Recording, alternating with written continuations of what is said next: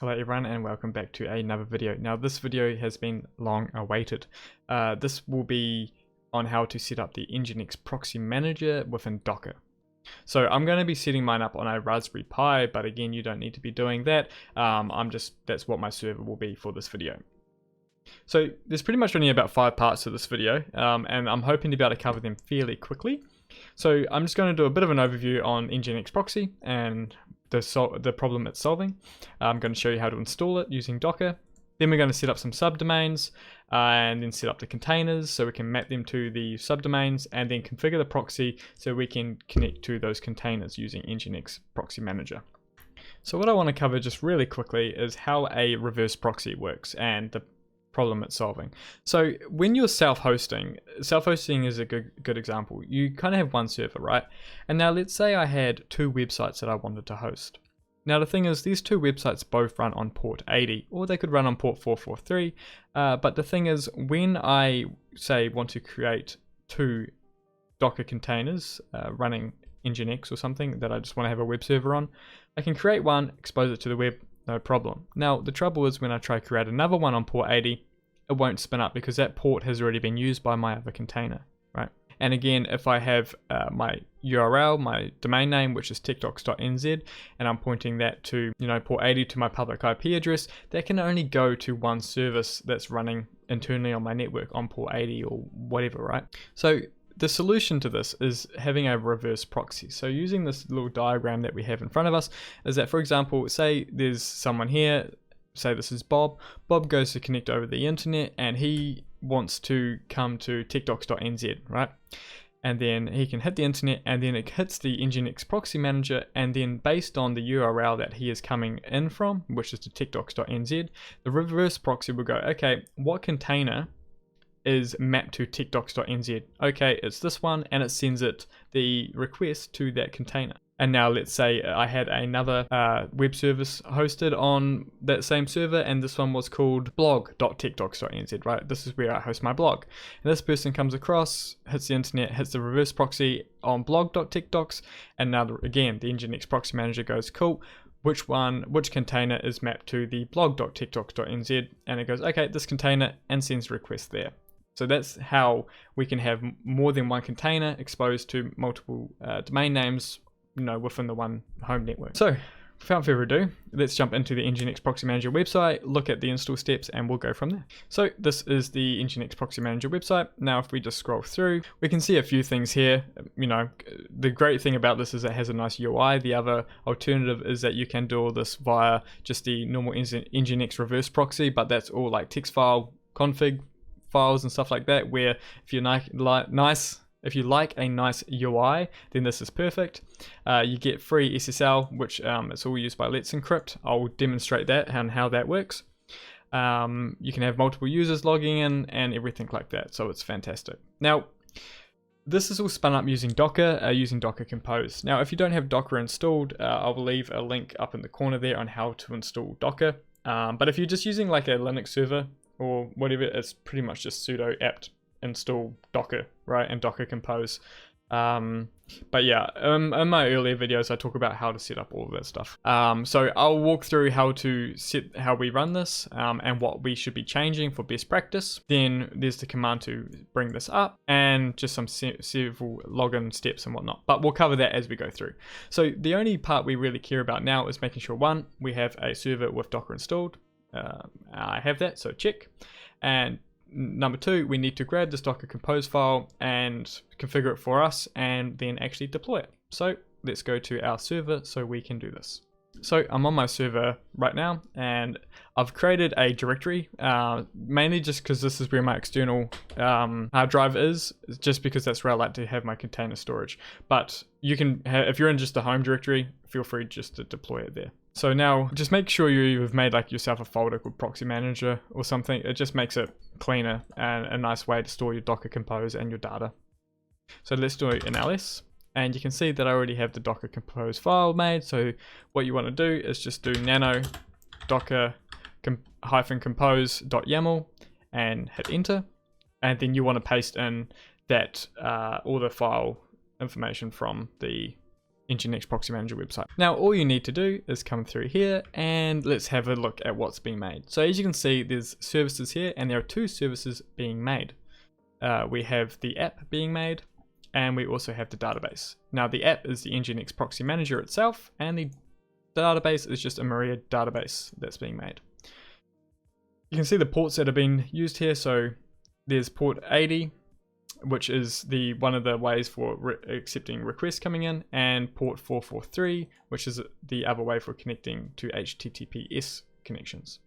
Now port 81, this one won't be being exposed, but this is the one we use to connect to our Nginx Proxy Manager admin portal, so we can configure things. Now we have the database MySQL host, which is just DB, which is us, and then the port it's running on, the username, the password. Make sure we'll be changing these default passwords. Make sure you change that to something secure. The volume, so I've changed this. So what I've done is I've actually mapped this to where my Proxy Manager folder is, where the Docker Compose file lives.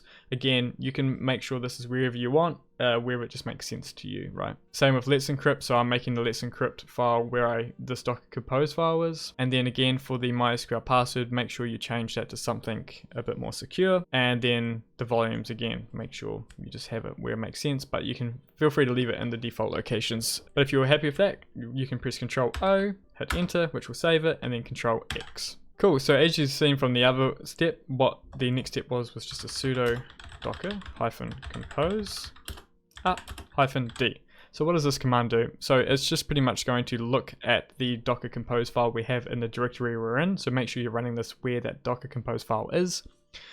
It's going to create those services and it's going to run them in detached mode. So what the -d means is that this container will continue to run even once we've discontinued our connection.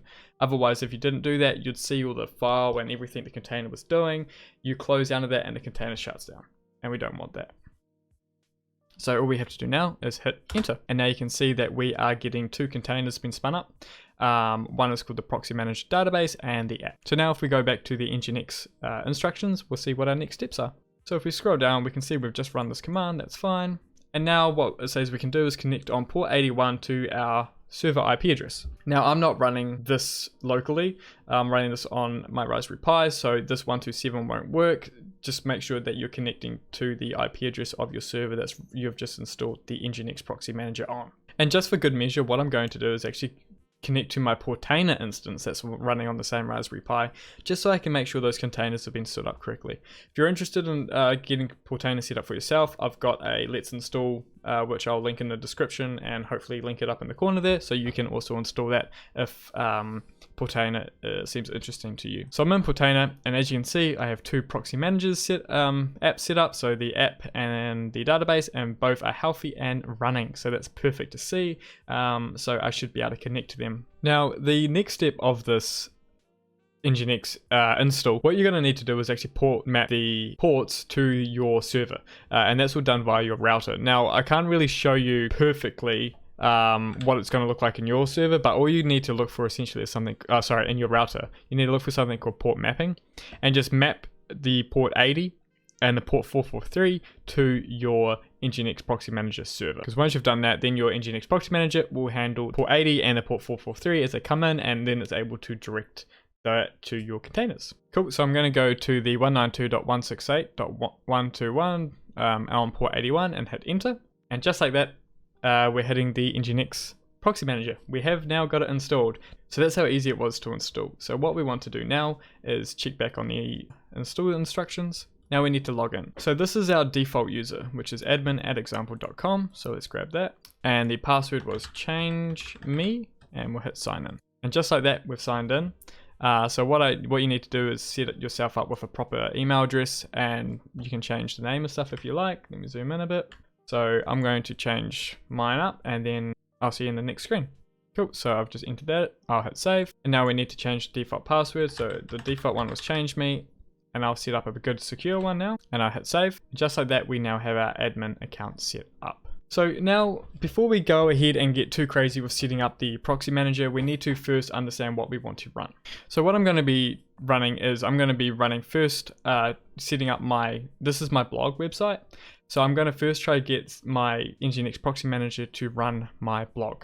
So first I need to set up a subdomain or a domain that the Nginx Proxy Manager can connect to. So let's go to my DNS provider and set up a domain name. So I'm currently in Cloudflare, which is my DNS provider. So I'm just going to create a domain name now, just a subdomain, and I'll just call it something random, and I'll link it to my my blog container, and I'll show you how easy it is to connect all that up. So I'm literally going to make a domain name called random.tiktoks.nz, and it's pointing to that public IP address of mine, and I'm going to hit save. So I now have that domain name all set up. So now we can go back to our Nginx Proxy Manager, go to SSL certificates up to top, and what we're going to do is generate an SSL certificate for this first. So go add SSL certificates, go to domain names, and it was just random.tiktoks.nz, and add, and I agree. So the way this is actually going to work, how am I able to generate a SSL certificate for a domain name where I haven't even done like a DNS verification or anything?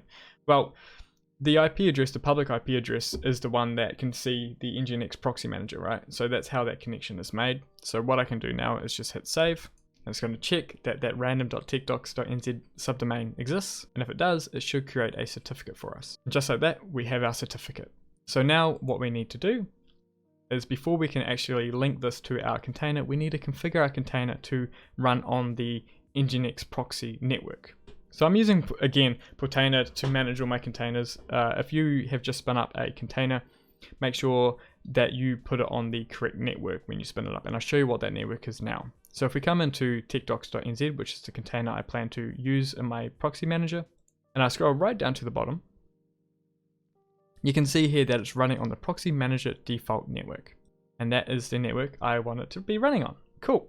So now that it's on that network, what I can do is go back to the Proxy Manager, go to Dashboard, go to Proxy Hosts, add a proxy host, and now add that domain name. So random.tiktoks.nz points to tiktoks.nz, which is the name of my Docker instance. So let me just show you that. Here it is here, tiktoks.nz is the name of my container, and it's running on port 80. Let's go to SSL. Here's the SSL certificate for it, and hit save.